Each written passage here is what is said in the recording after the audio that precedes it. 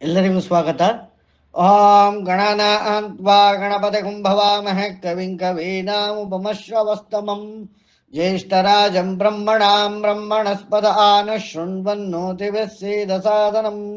ಓಂ ಮಹಾಗಣಪತಯೇ ನಮಃ. ಓಂ ಪ್ರಣೋ ದೇವಿ ಸರಸ್ವತಿ ವಾಜೇಭಿರ್ವಾಜಿನೀವತಿ ಧೀನಾಮವಿತ್ರವತು ಆನೋ ದಿವೋ ಬೃಹತಃ ಪರ್ವತಾದ ಸರಸ್ವತಿ ಯಜತಾ ಗಂತು ಯಜ್ಞಂ. ಓಂ ವಾಗ್ದೇವ್ಯೈ ನಮಃ. ಓಂ ಗುರುಬ್ರಹ್ಮ ಗುರುರ್ವಿಷ್ಣು ಗುರುದೇವೋ ಮಹೇಶ್ವರಃ ಗುರು ಸಾಕ್ಷಾತ್ ಪರಬ್ರಹ್ಮ ತಸ್ಮೈ ಶ್ರೀ ಗುರವೇ ನಮಃ.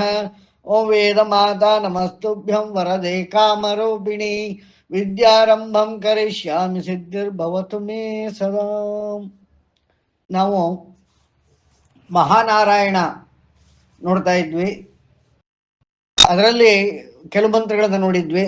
ಇವತ್ತು ಆಂ ತದೇವರ್ತಂ ತದು ಸತ್ಯಮಾಹುಸ್ತದೇವ ಬ್ರಹ್ಮ ಪರಮಂ ಕವೀನಾಂ ಇಷ್ಟಾಪೂರ್ತಂ ಬಹುಧಾ ಜಾತಂ ಜಾಯಮಾನಂ ವಿಶ್ವಂ ವಿವರ್ತಿ ಭುವನಸ್ಯ ನಾಭಿಃ ತದೇವಾಗ್ನಿಸ್ತದ್ವಾಯುತ್ಸತ್ಸೂರ್ಯಸ್ತದು ಚಂದ್ರಮಾಃ ತದೇವ ಶುಕ್ರಮೃತಂ ತದ್ಬ್ರಹ್ಮ ತದಾಪಸ್ಸ ಪ್ರಜಾಪತಿಃ ಸರ್ವನಿಮೇಷಾ ಜಜ್ಞಿರೆ ವಿದ್ಯುತಃ ಪುರುಷಾದಧಿ ಕಲಾಮುಹೂರ್ತಾ ಕಾಷ್ಠಾಶ್ಚಾಹೋರಾತ್ರಾಶ್ಚ ಸರ್ವಶಃ ಅರ್ಧಮಾಸ ಮಾಸಾರುತವತ್ ಸಂವತ್ಸರಶ್ಚ ಕಲ್ಪಂತಾಂ ಸ ಆಪಃ ಪ್ರದುಗೆ ಉಭೆ ಇಮೆ ಅಂತರಿಕ್ಷಮಧೋತ್ಸುವಃ ನೈನಮೂರ್ಧ್ವಂ ನ ತಿರ್ಯಂಚಂ ನ ಮಧ್ಯ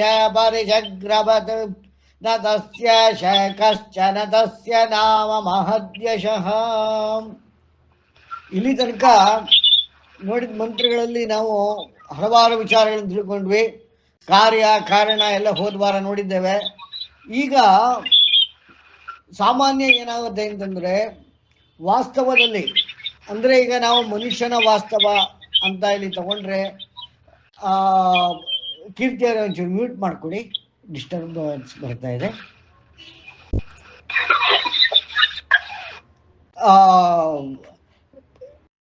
ವಿದ್ಯೆ ಮತ್ತು ಅವಿದ್ಯೆ ಅಂದರೆ ನಾವು ಜೀವಾತ್ಮ ಬರಬೇಕಾದ್ರೆ ಅವಿದ್ಯಾ ಕಾಮಕರ್ಮಗಳನ್ನು ತಗೊಂಡು ಬರ್ತಾನೆ ಅಂತ ಇದೆ. ಇಲ್ಲಿ ಅವಿದ್ಯೆ ಅಂದ್ರೇನು? ವಿದ್ಯೆಯಲ್ಲದ್ದು ಅಂದರೆ ವಿದ್ಯೆ ಅಂದ್ರೇನು? ವಿಕಾಸ ಮತ್ತು ಕ್ರಾಂತಿಯ ಗಳಿಕೆಗಾಗಿ ಇರುವಂತಹ ಜ್ಞಾನ. ವಿಕಾಸ ಮತ್ತು ಕ್ರಾಂತಿಯ ಗಳಿಕೆಗಾಗಿ ಇರುವಂತಹ ಜ್ಞಾನ, ಅದು ವಿದ್ಯೆ. ಆ ವಿದ್ಯಾ ಅಂದರೆ ಅವಿದ್ಯಾ. ಅವಿದ್ಯಾ ಅಂದರೆ ಅಜ್ಞಾನ ಅಂತಲ್ಲ. ಅವಿದ್ಯಾ ಅಂದರೆ ವೇದದಲ್ಲಿ ಅಕಾರ ಪ್ರಯೋಗ ಅದು ಅಲ್ಲ ಅಂತ ಹೇಳೋದಕ್ಕೆ ಮಾತ್ರ ಇದೆಯೇ ವಿನಃ ಅದು ಏನು ಅಂತ ಹೇಳುವುದಿಲ್ಲ. ಈಗ ಉದಾಹರಣೆಗೆ ಭಯ ಅಭಯ, ಹಿಂಸೆ ಅಹಿಂಸೆ, ಅದೇ ಥರ ವಿದ್ಯಾ ಅವಿದ್ಯಾ. ನಾವು ವೇದ ಭಾಷೆಯಲ್ಲಿ ಅರ್ಥ ಮಾಡ್ಕೋಬೇಕಾಗಿರೋದೇನು ಅಂತಂದರೆ, ಎಲ್ಲಿ ಅಕಾರ ಪ್ರಯೋಗವಿದೆ ಅದರ ಮುಂದಿರುವ ವಿಚಾರ ಅಲ್ಲ.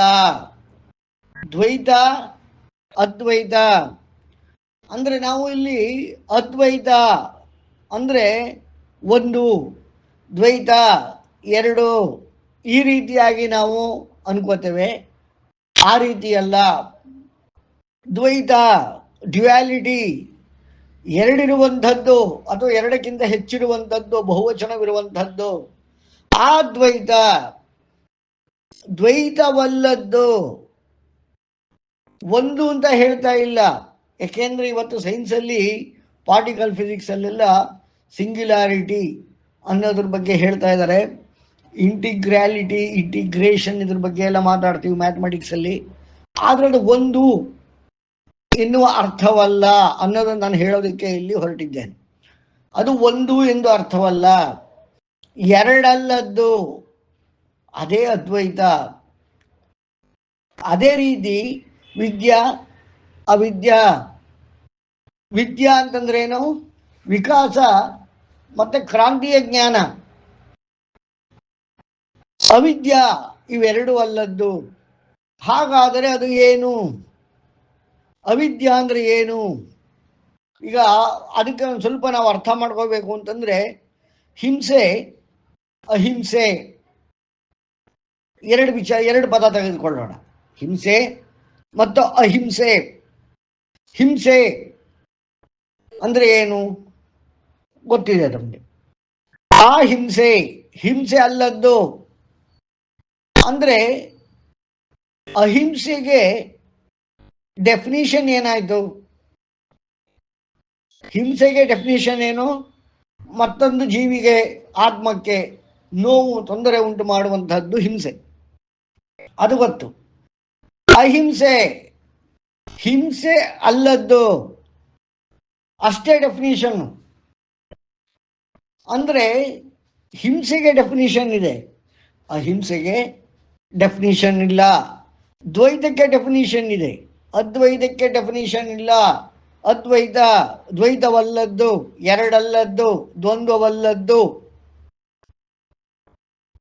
ಅದನ್ನೇ ಧ್ವರ ಅಧ್ವರ. ಈ ಥರ ವಿದ್ಯೆ ಅವಿದ್ಯೆ. ವಿದ್ಯೆ ಅಂದ್ರೇನು? ವಿಕಾಸ ಮತ್ತು ಕ್ರಾಂತಿಯ ಜ್ಞಾನ ಅಂತ ನಾವು ಆಗಲೇ ನೋಡಿದ್ವಿ. ಅಂದ್ರೆ ಇದು ಒಂದು ರೀತಿಯಾದ ಜ್ಞಾನ. ಅವಿದ್ಯೆ ಅಂದ್ರೆ ಅಜ್ಞಾನ ಅಂತಲ್ಲ, ವಿದ್ಯೆ ಅಲ್ಲದ್ದು.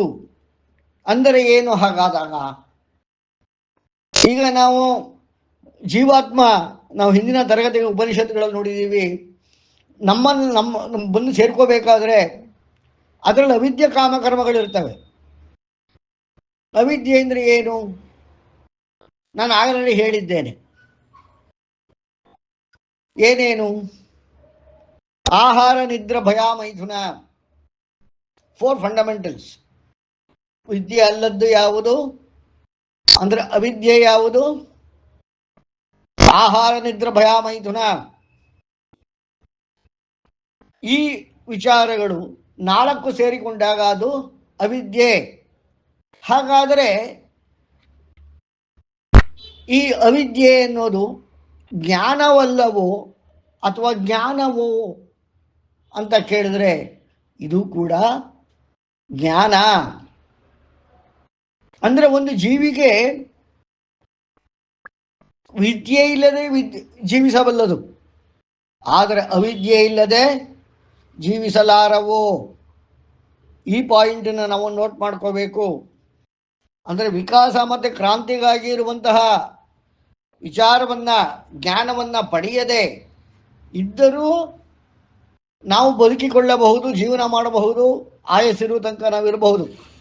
ಆದರೆ ಅವಿದ್ಯೆ ಇಲ್ಲದಿದ್ದರೆ ಬದುಕುವುದಕ್ಕಾಗುವುದಿಲ್ಲ. ಅಂದ್ರೆ ಏನಾಯ್ತು ಅವಾಗ? ಅವಿದ್ಯೆ ಅಂದ್ರೆ ಮೂಲ ಜ್ಞಾನ. ಇದನ್ನು ನಾವು ಅರ್ಥ ಮಾಡ್ಕೋಬೇಕು.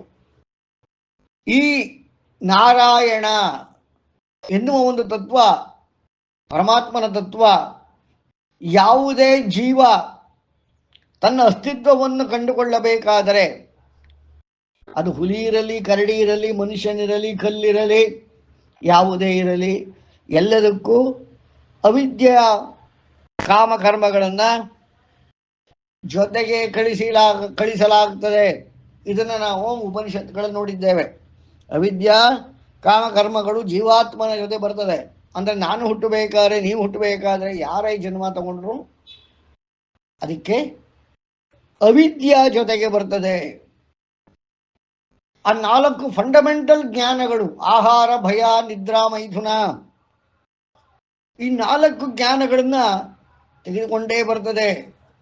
ಉದಾಹರಣೆಗೆ, ಆಗ ತಾನೇ ಹುಟ್ಟಿದ ಒಂದು ಹಸುವಿನ ಕರು, ಅದು ತಾನು ಬದುಕುಳಿಯಲಿಕ್ಕೆ ಆಹಾರ ಬೇಕು. ಅದೇನ್ ಮಾಡ್ತದೆ? ಹೋಗಿ ತಾಯಿಯ ಕೆಚ್ಚಲಿಗೆ ಬಾಯಿ ಹಾಕ್ತದೆ. ಆಗ ತಾನೇ ಹುಟ್ಟಿದೆ. ಆ ಕರುವಿಗೆ ತನ್ನ ಆಹಾರ ಬೇಕು ಅನ್ನುವ ಒಂದು ವಿಚಾರ, ನನ್ನ ಆಹಾರ ಎಲ್ಲಿದೆ ಎನ್ನುವ ವಿಚಾರ. ಅಲ್ಲಿ ಸಾವಿರಾರು ವಿಚಾರ ಇರುತ್ತೆ, ಲಕ್ಷಾಂತರ ವಿಚಾರ ಇರುತ್ತೆ, ಆದರೆ ಅದು ಹೋಗಿ ತಾಯಿಯ ಹಾಲನ್ನೇ ಕುಡಿತದೆ. ಇದನ್ನು ಹೇಳಿಕೊಟ್ಟವರು ಯಾರು? ಇದನ್ನ ಹೇಳಿಕೊಟ್ಟವರು ಯಾರು? ಯಾವುದೇ ಜೀವ ಅಸ್ತಿತ್ವವನ್ನು ಕಂಡಾಗ ಆಹಾರ, ಭಯ, ನಿದ್ರೆ ಈ ಮೂರು ವಿಚಾರಗಳು ಫಂಡಮೆಂಟಲ್ ಆಗಿ ಬಂದಿರ್ತದೆ. ಇದನ್ನು ನಾವು ಗಮನಿಸ್ಬೋದು. ಮಾನವನ ಮಕ್ಕಳಲ್ಲೂ ಕೂಡ ಮಗುವಾದ ಅದಕ್ಕೆ ನಾವು ನೋಡ್ಬೋದು. ಆಹಾರ, ನಿದ್ರೆ ಹಾಗೂ ಭಯ. ಅದೇ ಕರು ಭಯವಾದಾಗ ಏನು ಮಾಡ್ತದೆ? ತಾಯಿಯ ಬಳಿಗೆ ಓಡ್ತದೆ. ತಾಯಿಯ ಬಳಿಗೆ ಓಡ್ತದೆ. ಅದಕ್ಕೆ ಹೊಟ್ಟೆ ತುಂಬಿದಾಗ, ಸುಸ್ತಾದಾಗ ನಿದ್ರೆಗೆ ಜಾರುತ್ತದೆ. ಇನ್ನು ಮೈಥುನ ಅನ್ನೋದು ನಂತರ ಬರುವಂಥ ವಿಚಾರ. ಈ ಮೂರಂತೂ ಫಂಡಮೆಂಟಲ್ಸ್ ಇರ್ತದೆ. ಇದನ್ನ ಯಾವುದೇ ಅಸ್ತಿತ್ವವನ್ನು ತೆಗೆದುಕೊಂಡಂತಹ ಜೀವಿಗೆ ಹೇಳಿಕೊಡುವುದಕ್ಕಾಗುವುದಿಲ್ಲ. ಇದನ್ನು ಅರ್ಥ ಮಾಡ್ಕೋಬೇಕು. ಆಹಾರ, ನಿದ್ರೆ ಹಾಗೂ ಭಯ ಇವು ಮೂರನ್ನ ನಾವು ಹೇಳಿಕೊಡೋದಕ್ಕಾಗೋದಿಲ್ಲ. ಆಹಾರ ಇಲ್ಲದೆ ಬದುಕುವುದು ಹೇಗೆ? ನಿದ್ರೆಯನ್ನು ಜಯಿಸುವುದು ಹೇಗೆ? ಭಯದಿಂದ ಅಭಯಕ್ಕೆ ಹೋಗುವುದು ಹೇಗೆ? ಇದನ್ನು ನಾವು ಕಲಿಯಬಹುದು ವಿದ್ಯೆಯಿಂದ. ಆದರೆ ಮೂಲ ವಿದ್ಯೆ ಏನಿರ್ತದೆ ಅಂದರೆ ಮೂಲ ಜ್ಞಾನ ಏನಿರ್ತದೆ ಅಂತಂದ್ರೆ ಆಹಾರ, ಭಯ ಹಾಗೂ ನಿದ್ರೆ. ಇದನ್ನ ನಾವು ಯಾರ ಕಲಿಸ್ಕೊಡಕ್ಕಾಗತ್ತೆ? ನಿದ್ರೆ ಬರದಿರುವವನಿಗೆ ಕಲಿತು ನಿದ್ರೆ ಮಾಡ್ಲಿಕ್ಕಾಗ್ತದೆಯೇ? ಹೊಟ್ಟೆಯೇ ಹಸಿದವನಿಗೆ ಹಸಿವು ಹೇಳಿಕೊಡ್ಲಿಕ್ಕಾಗ್ತದೆಯೇ? ಭಯ ಪಡಿಸ್ಲಿಕ್ಕಾಗ್ತದೆಯೇ? ಭಯನ ಮೊದಲಿರಬೇಕು, ಅದಿದ್ರೇನೆ ಭಯ ಪಡಲಿಕ್ಕೆ ಸಾಧ್ಯ. ಅಭಯವನ್ನ ಕಲಿಯಬಹುದು, ನಿರ್ಭಯವನ್ನ ಕಲಿಯಬಹುದು. ಆಹಾರ ಬಿಟ್ಟು ಉಪವಾಸ ಮಾಡೋ ವ್ರತವನ್ನು ನಾವು ಅಭ್ಯಾಸ ಮಾಡಬಹುದು. ನಿದ್ರೆಯನ್ನು ಜಯಿಸಬಹುದು. ಉದಾಹರಣೆಗೆ ಅರ್ಜುನ ಜಯಿಸಿದ್ದ. ಅದೆಲ್ಲ ವಿದ್ಯೆಯ ಭಾಗಗಳು. ಅವೆಲ್ಲ ವಿದ್ಯೆಯ ಭಾಗಗಳು.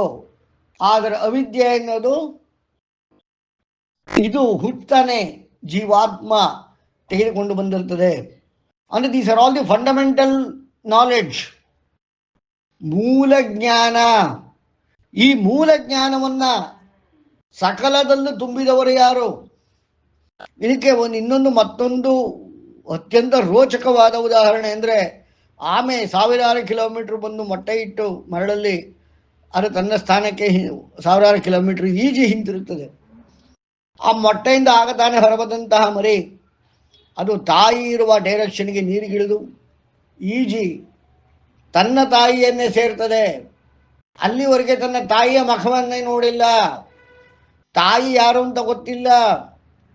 ಪಕ್ಕದಲ್ಲಿಲ್ಲ, ಸಾವಿರಾರು ಕಿಲೋಮೀಟರ್ ದೂರದಲ್ಲಿದೆ. ಇದನ್ನ ಆಮೆ ಮರಿಗೆ ಹೇಳಿಕೊಡಲಿಕ್ಕೆ ಸಾಧ್ಯವೇ? ಅದು ಯಾರು ಹೇಳಿಕೊಟ್ಟವರು?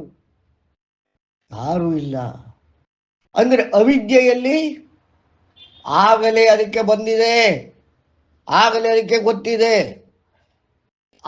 ಆ ರೀತಿಯಲ್ಲಿ ಹುಟ್ಟಿದಂತಹ ಯಾವುದೇ ಜೀವಿ ಅವುಗಳಲ್ಲಿ ಒಂದು ಮೂಲ ಜ್ಞಾನವಿರ್ತದೆ, ಕಾಮ ಇರ್ತದೆ, ಕರ್ಮ ಇರ್ತದೆ. ಆ ಕಾಮಕರ್ಮಗಳು ಯಾವುದು? ಅವಿದ್ಯಾರಿಂದ ಜನಿತವಾಗುವಂತಹದ್ದು.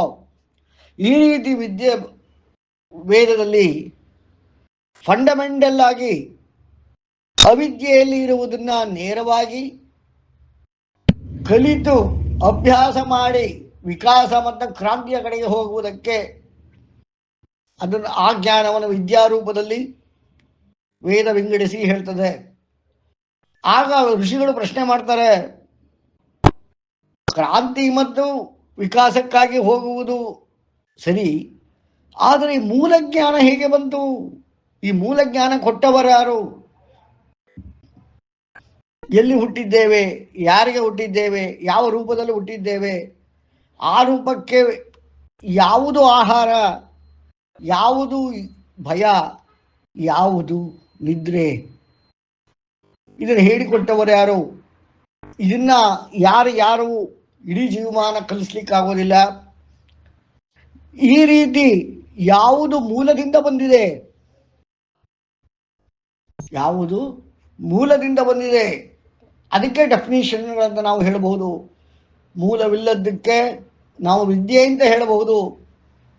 ಈ ರೀತಿ ಮೂಲಕ ವಿದ್ಯೆ ಮತ್ತು ಅವಿದ್ಯೆಗಳನ್ನ ಆ ನಾರಾಯಣ ತತ್ವ ಇಟ್ಟಿದೆ. ಮತ್ತು ಕೊಟ್ಟಿದೆ. ವಿದ್ಯೆಯನ್ನು ಕೊಟ್ಟಿದೆ, ಅವಿದ್ಯೆಯನ್ನು ಕೊಟ್ಟಿದೆ. ನಾವು ಕೇಳದೆಯೇ ಅವಿದ್ಯೆ ನಮ್ಮ ಜೊತೆ ಬರ್ತದೆ. ನಾಯಿಯಾಗಿ ಹುಟ್ಟಿದಾಗ ನಾಯಿ ಮರಿಗೆ ಅದರದ್ದೇ ಆದ ಮೂಲಜ್ಞಾನ, ಹಸುವಿನ ಕರುವಾಗಿ ಹುಟ್ಟಿದಾಗ ಅದರದ್ದೇ ಆದ ಮೂಲಜ್ಞಾನ, ಮಾನವ ಶಿಶುವಾಗಿ ಹುಟ್ಟಿದಾಗ ಅದರದ್ದೇ ಮೂಲಜ್ಞಾನ, ರಕ್ಕಸನಾಗಿ ಹುಟ್ಟಿದರೆ ಅದರದ್ದೇ ಮೂಲಜ್ಞಾನ. ಆ ರೀತಿ ಮೂಲಜ್ಞಾನ ಎನ್ನುವುದು ಬಂದಿದೆ. ಇದು ನಾರಾಯಣನ ಕೆಲಸ, ಆ ಮಹಾನ್ ನಾರಾಯಣನ ಕೆಲಸ. ಇದನ್ನ ಯಾವ ಸೈನ್ಸು ಕೂಡ ಹೊರಗಡೆಯಿಂದ ಮೂಲಜ್ಞಾನ ಎಲ್ಲಿ ಬಂತು, ಅವಿದ್ಯಾ ಎನ್ನುವುದು ಹೇಗೆ ಬಂತು, ಇದನ್ನ ಕಂಡುಹಿಡಿಯಕ್ಕಾಗೋದಿಲ್ಲ. ಅದು ಜೀವಾತ್ಮನ ಜೊತೆಗೆ ಬರುವಂತಹದ್ದು. ಆ ಜೀವಾತ್ಮ ಪಾಪ ಪುಣ್ಯಗಳ ಲೆಕ್ಕಾಚಾರದ ತಿರೋಧಾನಕ್ಕೆ ಹೋದಾಗ, ಅದು ಮುಂದೆ ಯಾವ ರೀತಿಯಾದ ಜನ್ಮವೆತ್ತಬೇಕು ಎಂದು ಅನುಗ್ರಹವಾದಾಗ, ಆ ಅನುಗ್ರಹದಲ್ಲಿ ಅದಕ್ಕೆ ಆ ಒಂದು ಮೂಲ ಜ್ಞಾನವನ್ನು ಕೊಡಲಾಗ್ತದೆ. ಅಂದರೆ ಅವಿದ್ಯೆಯನ್ನು ಕೊಡಲಾಗ್ತದೆ. ಆ ಅವಿದ್ಯೆಯ ಎಕ್ಸಿಕ್ಯೂಷನ್ಗಾಗಿ ಕಾಮ ಮತ್ತು ಕರ್ಮವನ್ನು ಕೊಡಲಾಗ್ತದೆ. ಅಂದರೆ ಹಸಿವಾಯಿತು, ಸರಿ, ಆಹಾರ ಬೇಕು, ಆ ಬೇಕು ಅಂದರೆ ಏನನ್ನು ನಾನು ತಿಂದರೆ ಈ ಹಸಿವಿಂದ ಪಾರಾಗಬಲ್ಲೆ? ಅಲ್ಲಿ ಫಂಡಮೆಂಟಲ್ ಏನು? ಹಸಿವಾದಾಗ ಏನು ಮಾಡಬೇಕು ಅನ್ನೋ ಒಂದು ಜ್ಞಾನ ಬೇಡವೆ? ನಿದ್ರೆ ಬರುವಾಗ ಏನು ಮಾಡಬೇಕು ಅನ್ನುವ ಜ್ಞಾನ ಬೇಡವೆ? ಭಯವಾದಾಗ ಏನು ಮಾಡಬೇಕು ಅನ್ನೋ ಜ್ಞಾನ ಬೇಡವೆ? ಮೈಥುನ ಬೇಕು ಅಂದಾಗ ಏನು ಮಾಡಬೇಕು ಅನ್ನೋ ಜ್ಞಾನ ಬೇಡವೆ? ಈ ಜ್ಞಾನವನ್ನ ಕೊಟ್ಟವರು ಯಾರು? ಒಂದು ಹೆಣ್ಣು ನಾಯಿಗೆ ಅದಕ್ಕೆ ಗಂಡು ನಾಯಿಯಲ್ಲೇ ಆಸಕ್ತಿ, ಒಬ್ಬ ಮನುಷ್ಯನಿಗೆ ಗಂಡಿಗೆ ಹೆಣ್ಣಿನಲ್ಲೇ ಆಸಕ್ತಿ, ಮನುಷ್ಯ ರೂಪದಲ್ಲೇ. ಈ ರೀತಿಯಾಗಿ ಈ ಒಂದು ಮೂಲ ಕಾಮ, ಅದಕ್ಕೆ ಅವಶ್ಯಕವಾಗಿರುವ ಕರ್ಮ, ಅದನ್ನು ಮಾಡಲಿಕ್ಕೆ ಅವಶ್ಯಕವಾಗಿರುವ ಜ್ಞಾನ, ಅದು ಮೂಲ ಜ್ಞಾನ. ಈ ರೀತಿಯಾಗಿ ಜ್ಞಾನ ಮತ್ತೆ ಅಜ್ಞಾನ. ಅಜ್ಞಾನ ಎನ್ನುವುದು ಏನಾದರೂ ಮೂಲ ಜ್ಞಾನದಲ್ಲಿ ಏನಾದರೂ ಉಂಟಾದರೆ, ಅಂದ್ರೆ ಜ್ಞಾನವಲ್ಲದ್ದು ಮತ್ತೆ ಜ್ಞಾನ, ಆ ಪ್ಲಸ್ ಜ್ಞಾನ, ಅಜ್ಞಾನ. ಅಂದ್ರೆ ಅವಿದ್ಯೆ ಎನ್ನುವುದು ಬಂದಿರಲೇಬೇಕು ಅಸ್ತಿತ್ವವನ್ನು ತೆಗೆದುಕೊಳ್ಳಬೇಕಾದರೆ. ಹಾಗೆ ತೆಗೆದುಕೊಳ್ಳಬೇಕಾದರೆ ಆ ಜ್ಞಾನದಲ್ಲಿ ಏನಾದರೂ ವ್ಯತ್ಯಾಸವಿದ್ದರೆ ಅದು ಅಜ್ಞಾನ. ಅಂದರೆ ಇವತ್ತಿನ ನಾವು ಒಂದು ಸೈಕಲಾಜಿಕಲ್ ಡಿಸಾರ್ಡರ್ ಅಥವಾ ಅಬ್ನಾರ್ಮಲ್ ಅಥವಾ ಸ್ಪೆಷಲಿ ಚಾಲೆಂಜ್ಡ್, ಈ ರೀತಿಯೆಲ್ಲ ಪದಗಳನ್ನು ನಾವು ಪ್ರಯೋಗಿಸೋದು ಏನು ಅಂತಂದರೆ, ಮೂಲ ಜ್ಞಾನದಲ್ಲಿ ಇರುವ ತೊಂದರೆ, ಅಜ್ಞಾನದಲ್ಲಿ ಇರುವ ತೊಂದರೆ. ಅಂದರೆ ಅಜ್ಞಾನದಿಂದ ಉಂಟಾದದ್ದು. ಅಂದರೆ ಮೂಲ ಜ್ಞಾನವೂ ಕೂಡ ಅವಿದ್ಯೆ ಅಂತ ಹೇಳಿದ್ರು ಕೂಡ ಅದು ಕೂಡ ಒಂದು ರೀತಿಯಾದ ಜ್ಞಾನ. ಮೂಲ ಜ್ಞಾನ ಸರಿಯಾಗಿದ್ದರೆ ಮಾತ್ರ ವಿದ್ಯೆಯನ್ನು ಪಡೆಯಲಿಕ್ಕೆ ಸಾಧ್ಯ, ಗುರುತಿಸಲಿಕ್ಕೆ ಸಾಧ್ಯ. ನಾವು ನೋಡ್ತೇವೆ, ಮನುಷ್ಯರಾಗಿ ಹುಟ್ಟಿದ್ದು ಅಂದರೆ ಬೇರೆ ಪ್ರಾಣಿ ಪಕ್ಷಿಗಳನ್ನ ನಾವು ಬಿಟ್ಟು ಮನುಷ್ಯರಾಗಿ ಹುಟ್ಟಿದಾಗ ಇಲ್ಲಿ ವಿದ್ಯೆ ಕಡೆ ಗಮನ ಕೊಡುವವರು ಯಾರು? ಇವತ್ತಿನ ಕಾಲದಲ್ಲಿ ವಿದ್ಯೆ ಕಡೆ ಗಮನ ಕೊಡ್ತಾ ಇದೀವಿ, ಎಲ್ರಿಗೂ ವಿದ್ಯೆ ಸಿಗ್ತಾ ಇದೆ ಅಂತ ಅಂದ್ಕೊಂಡಿದ್ದೀವಿ. ಶಿಕ್ಷಣ ಸಿಗ್ತಾ ಇದೆ, ವಿದ್ಯೆ ಸಿಗ್ತಾ ಇಲ್ಲ. ಅಂದರೆ ಬದುಕುಳಿಯೋದಕ್ಕೆ ಈ ಸಮಾಜದಲ್ಲಿ ಬೇಕಿರುವಂತಹ ಶಿಕ್ಷಣವನ್ನು ಪಡಿತಾ ಇದ್ದೇವೆ ವಿನಃ ವಿಕಾಸ ಮತ್ತು ಕ್ರಾಂತಿಯ ಕಡೆಗೆ ಇರುವಂತಹ ಜ್ಞಾನವನ್ನು ನಾವು ಪಡಿತಾ ಇಲ್ಲ. ಅಂದ್ರೆ ಆ ಪಡೆಯಲಿಕ್ಕೆ ಅದಕ್ಕೊಂದು ಇಚ್ಛೆ ಬೇಕಲ್ಲ. ಅಂದ್ರೆ ಅಜ್ಞಾನಕ್ಕೆ ಅಥವಾ ಅವಿದ್ಯಾದಲ್ಲಿ ಸಂಸ್ಕಾರಗಳನ್ನು ಕೊಟ್ಟಾಗ ಅದರಿಂದ ವಿದ್ಯೆಯನ್ನು ಪಡೆಯುವಂತಹ, ಗುರುತಿಸುವಂತಹ, ಅದರ ಅವಶ್ಯಕತೆಯನ್ನು ಮನಗಾಣುವಂತಹ ವಾಸ್ತವಿಕತೆ ಆ ವ್ಯಕ್ತಿಯಲ್ಲಿ ಜನಿಸುತ್ತದೆ. ಅಂದರೆ ಶಿಕ್ಷಣದಿಂದ ವಿದ್ಯೆ ಅಲ್ಲ, ಸಂಸ್ಕಾರದಿಂದ ವಿದ್ಯೆ. ಶಿಕ್ಷಣದಿಂದ ಅದು ಕೂಡ ಅವಿದ್ಯೆಯಿಂದ ಬಲಪಡಿಸುವುದು ಅಷ್ಟೇ. ಮ್ಯಾಕ್ಸಿಮಮ್ ಏನು, ಅನಾಲಿಟಿಕಲ್ ಆಗಿ ಹೋಗಬಹುದು, ಬಟ್ ಸಿಂಥಸೈಸ್ ಮಾಡ್ಲಿಕ್ಕೆ ಆಗೋದಿಲ್ಲ.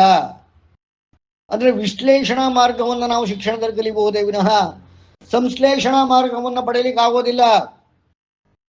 ವಿದ್ಯೆ ಇರೋದು ಸಂಶ್ಲೇಷಣೆಗಾಗಿ, ಅಂದ್ರೆ ಮೂಲ ವಿದ್ಯೆಯಿಂದ ನಾವು ಹೈಯರ್ ಎಜುಕೇಶನ್ ಅಲ್ಲ, ವಿದ್ಯೆಯನ್ನು ಪಡೆಯಲಿಕ್ಕಾಗಿ ಅವಿದ್ಯೆಯಿಂದ ವಿದ್ಯಾ ಕಡೆಗೆ ಮೂವ್ ಆಗಬೇಕು ನಾವು. ನನಗೆ ಸಂಸ್ಕಾರ ಬೇಕು, ಶಿಕ್ಷಣವಲ್ಲ. PhD ಮಾಡೋದ್ರಿಂದ ಸಂಶೋಧನೆಯ ಮಾರ್ಗಗಳನ್ನು, ಸಂಶೋಧನೆಯ ವಿಧಾನಗಳನ್ನು, ಸಂಶೋಧನೆ ಹೇಗೆ ಮಾಡಬೇಕು ಅನ್ನುವುದನ್ನು ಅರಿಬಹುದು ವಿಶ್ಲೇಷಾತ್ಮಕವಾಗಿಯೇ ವಿನಃ ಅವನು ಏನೋ ಕಂಡುಹಿಡಿದು ಬಿಡ್ತಾನೆ. PhD ಮಾಡಿರೋರು ಎಷ್ಟು ಜನ ಏನು ಕಂಡುಹಿಡಿದಿದ್ದಾರೆ? Very few. ಕಂಡುಹಿಡಿದವರೆಲ್ಲ PhD ಮಾಡಿಯಾರಿಗೆ? ಅದೂ ಇಲ್ಲ. PhD ಮಾಡಿದವರೆಲ್ಲ ಕಂಡುಹಿಡಿದಿಯಾರಿಗೆ? ಅದೂ ಇಲ್ಲ. ಅಂದ್ರೆ ಅನಾಲಿಟಿಕ್ಸ್ ಅಲ್ಲೇ ಮೂವ್ ಆಗ್ತಾ ಇರೋನು ಏನು ಕಂಡುಹಿಡಲಿಕ್ಕಾಗಲ್ಲ. ಅವನು ತನಗೂ ಕಂಡುಹಿಡ್ಕೊಳಕ್ಕಾಗಲ್ಲ, ಬೇರೆಯವರು ಕಂಡುಹಿಡ್ಕೊಳಕ್ಕಾಗಲ್ಲ. ಹಾಗಾಗಿ ಇದಕ್ಕೆ ಸಂಸ್ಕಾರ ಆಯಾ ಕಾಲಕ್ಕೆ ಅವಶ್ಯಕವಾಗಿರುವುದೇನು? ಸಂಸ್ಕಾರ. ಯಾವ ತಂದೆ ತಾಯಿಗಳು ತಮ್ಮ ಮಕ್ಕಳು ನಿಜವಾದ ರಿಸರ್ಚ್ ಮಾಡಲಿ, ನಿಜವಾದ ಜ್ಞಾನವನ್ನು ಪಡೀಲಿ, ಅವಿದ್ಯೆಯನ್ನು ಉಪಯೋಗಿಸಿಕೊಂಡೇ ವಿದ್ಯೆ ಕಡೆಗೆ ಜರುಗಲಿ. ಅಂದರೆ IIT ಇಂಜಿನಿಯರಿಂಗು ಮೆಡಿಕಲ್ಲು ಮಾಡಿಸೋದಲ್ಲ, ಅದು ಇರಲಿ. ಅವರಿಗೆ ಆಯಾ ಕಾಲಕ್ಕೆ ಸಂಸ್ಕಾರವನ್ನು ಎಜುಕೇಶನ್ ಜೊತೆಗೆ, ಶಿಕ್ಷಣ ಜೊತೆಗೆ ಕೊಡಬೇಕಾಗ್ತದೆ. ಇದು ನಮ್ಮ ಋಷಿಗಳು ಹೇಳಿದ್ದು, ನಮ್ಮ ಸಂಪ್ರದಾಯಗಳು ಹೇಳಿದ್ದು. ಇದು ಕಾಲ ಕಾಲಕ್ಕೂ ಇದ್ದಿದ್ದರಿಂದನೇ ಇಲ್ಲಿವರೆಗೂ ನಾವು ಬಂದಿರೋದು. ನಾವೆಲ್ಲ ಮುಂದಕ್ಕೆ ಹೋಗ್ಬೇಕಿನ್ನುವೆ ಅಂತಂದ್ರೆ ಈ ಒಂದು ವಿಚಾರವನ್ನು ನಾವು ಅರ್ಥ ಮಾಡ್ಕೋಬೇಕು. ವಿಕಾಸ ಮತ್ತು ಕ್ರಾಂತಿಯ ಜ್ಞಾನ ಬೇಕು. ಅದಕ್ಕೆ ಏನು ಬೇಕು? ಸಂಸ್ಕಾರ ಬೇಕು. ಸಂಸ್ಕಾರದಿಂದ ಏನು ಮಾಡಬೇಕು? ಕೃಷಿ ಮಾಡಬೇಕು, ವ್ಯವಸಾಯ ಮಾಡಬೇಕು. ಹಾಗಾಗಿ ವೇದದ ಋಷಿಗಳು ಹೇಳ್ತಾರೆ, ಕೃಷಿಕನಾದವನಿಗೆ ಮಾತ್ರ ವಿದ್ಯೆಯ ಒಂದು ಅಲಾಟ್ಮೆಂಟ್ ಸಿಗ್ತದೆ. ಆ ವಿದ್ಯೆಯನ್ನು ಗುರುತಿಸಲಿಕ್ಕಾಗ್ತದೆ, ವಿದ್ಯೆಯನ್ನು ತೆಗೆದುಕೊಳ್ಳಲಿಕ್ಕಾಗ್ತದೆ, ವಿದ್ಯೆಯನ್ನು ಉಪಯೋಗಿಸಿ ಜಗತ್ತಿಗೆ ಉಪಕಾರ ಮಾಡಲಿಕ್ಕಾಗ್ತದೆ, ತನಗೆ ತಾನು ಉಪಕಾರ ಮಾಡಿಕೊಳ್ಳಲಿಕ್ಕೆ ಆಗ್ತದೆ, ತಾನು ಮುಂದುವರಿಲಿಕ್ಕಾಗ್ತದೆ, ಸಮಾಜವನ್ನು ಮುಂದೆ ತರಲಿಕ್ಕಾಗ್ತದೆ. ಹಲವಾರು ವಿಚಾರಗಳನ್ನು ಹೇಳ್ತಾರೆ. ಹಾಗಾಗಿ ಋಷಿಗಳೇನು ಹೇಳ್ತಾರೆ?